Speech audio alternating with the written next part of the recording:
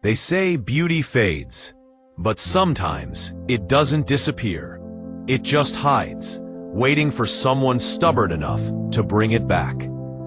This is the story of a man who painted hope on a broken wall, even when the world stopped believing in him.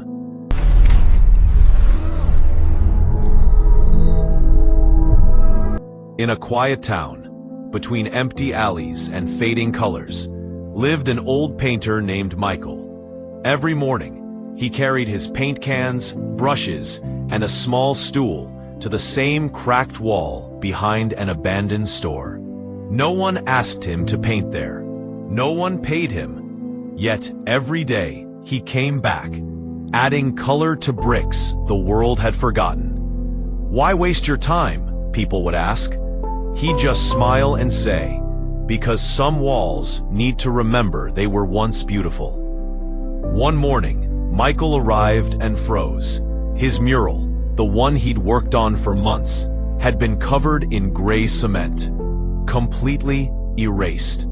He stood there, brush in hand, heart sinking.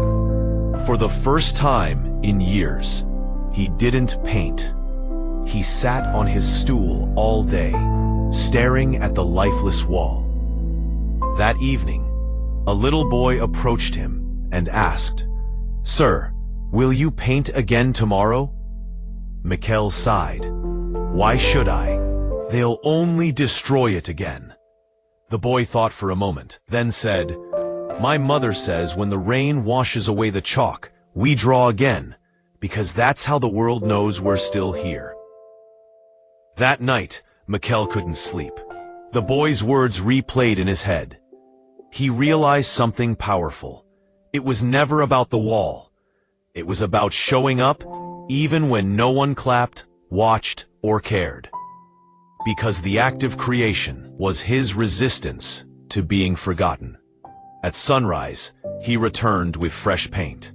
The neighbors watched in silence. He began again. Brighter colors, stronger strokes, even more life. Months later, tourists started visiting that alley. Someone shared photos online.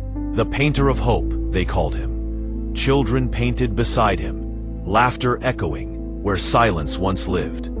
The wall still cracked.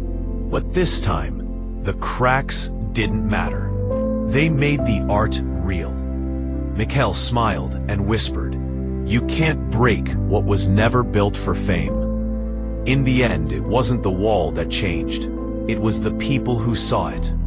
Sometimes, you're not painting to be seen. You're painting to remember who you are. Still not famous, the infamous tales. Real stories, real struggles, real lessons.